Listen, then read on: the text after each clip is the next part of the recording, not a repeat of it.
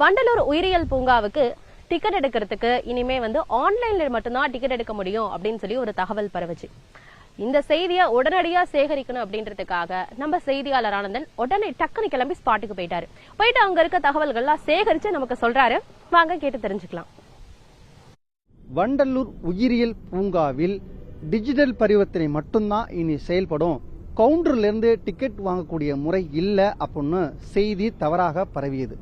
இது தொடர்பாக இங்கு நேரடியாக வந்து பார்க்கும்போது என்னதான் நடக்கிறது என்று வண்டலூர் உயிரியல் பூங்கா நிர்வாகத்திடம் கேட்டபோது, இல்லைங்க, இரண்டிலுமே பண பரிவர்த்தனை செய்து உள்ளே செல்லக்கூடிய வகையில் நாங்கள் கட்டமைச்சிருக்கோம் அப்படின்னு சொல்லியிருக்காங்க. அப்படியா அப்படின்ட்டு நேராக பார்த்தோம். கவுண்டர் முறையிலையும் டிக்கெட்டு பெற்றுக்கொண்டு உள்ளே செல்லலாம், அதே போல் டிஜிட்டல் முறையிலையும் பண பரிவர்த்தனை செய்து உள்ளே செல்லலாம்.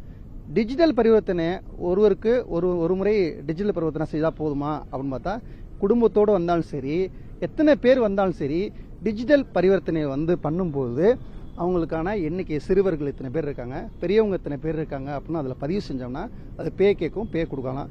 இல்லைங்க, நான் கேமரா எடுத்துகிட்டு போகிறேன், நான் உள்ளே போயிட்டு வேறு எதுவும் பிரத்யேக நான் பார்க்க வேண்டியிருக்குது அப்படின்னு பார்த்தா அதுக்கும் தனிப்பட்ட முறையில் அவங்க பே பண்ணக்கூடிய வகையில் டிஜிட்டல் பரிவர்த்தனை ஏற்பாடுகள் செஞ்சுருக்காங்க. மக்கள் இடையே நல்ல ஒரு வரவேற்பை பெற்றிருக்கிறது. ஆன்லைனில் தான் புக் பண்ணோம், ஈஸியாகவே இருக்குது.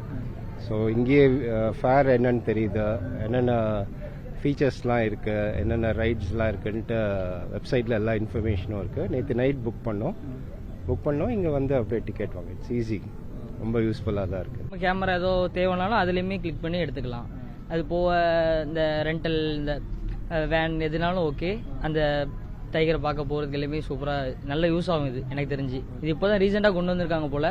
இது நல்லா வரும்னு எனக்கு தோணுது. குறிப்பாக சொல்ல போனால் அரசு விடுமுறை நாட்கள், சனி ஞாயிறு அது போன்ற நாட்கள், அதே போல் முக்கியமான விழா நாட்களில் வண்டலூர் உயிரியல் பூங்காவில் கூட்டம் அதிகமாக இருக்கும். அந்த நேரத்தில் இங்கு கவுண்டரில் டிக்கெட் எடுப்பதற்காக வரிசையில் நிற்பாங்க. அந்த சிரமத்தை குறைப்பதற்காக வண்டலூர் உயிரியல் பூங்கா நிர்வாகம் இந்த டிஜிட்டல் பரிவர்த்தனை ஏற்பாடு செய்திருக்கிறது.